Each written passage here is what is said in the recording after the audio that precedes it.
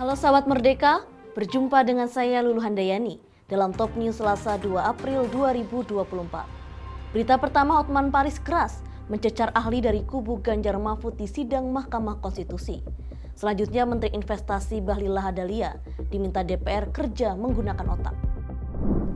Tim hukum Prabowo dan Gibran, Hotman Paris, keras mencecar pakar filsafat Romo Magnis sebagai ahli dari kubu Ganjar Mahfud.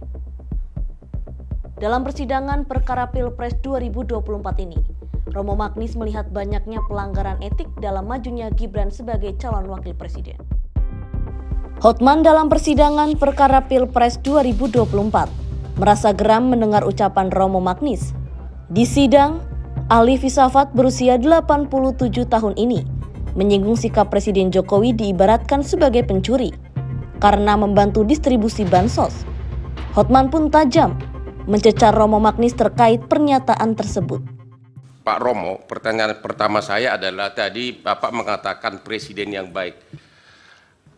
Kalau ada presiden di tahun 2021 membagikan bansos dan pelinsos sebesar 408 triliun. Mic-nya dekatkan, Pak. Kemudian tahun 2022 431 triliun. Ya. Jadi tahun 2021 408 triliun, tahun 2022 431 triliun. Apakah itu pemerintah yang baik yang membantu fakir miskin? Tadi kan Bapak menyinggung soal fakir miskin. Pada waktu itu nggak ada pemilu, tapi sudah 400 lebih bantuan pansos dan pelinsos.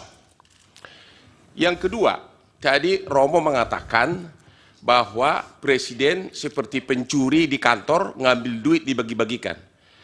Presiden mengambil uang bansos untuk dibagi-bagikan. Apakah Romo mengetahui bahwa bansos yang dibagikan itu sudah ada datanya berdasarkan DTKS, yaitu data terpadu kesejahteraan sosial, dan satu lagi PTKE, pensasaran percepatan penghapusan kemiskinan ekstrim. Data penduduk itu sudah ada semuanya. Presiden hanya simbolik di awal membagikan bansos sesuai dengan data yang sudah ada di kementerian masing-masing. Selanjutnya dilanjutkan oleh kementeriannya. Jadi presiden tidak pernah membagikan bansos di luar data yang sudah ada, DTKS dan P3KE sesuai dengan data kementerian. Dari mana Pak Romo tahu bahwa presiden itu seolah mencuri dari uang bansos lain untuk dibagi-bagikan? Padahal Pak Romo tidak tahu praktek pembagian data itu sudah ada datanya lengkapnya. Data lengkapnya yaitu namanya KPM, Keluarga Penerima Manfaat. Berita selanjutnya, anggota Komisi 6 DPR memprotes keras Menteri Investasi Bahlil Lahadalia. Protes keras itu terkait pembangunan pabrik pupuk di Fak-Fak, Papua. Bahlil mendapat protes dari anggota Komisi 6 DPR Hilmi.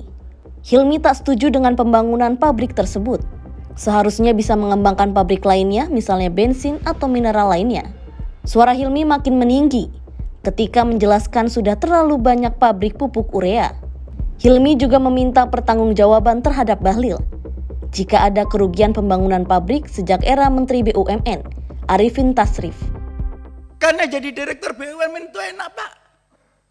Ada rugi nggak tanggung jawab.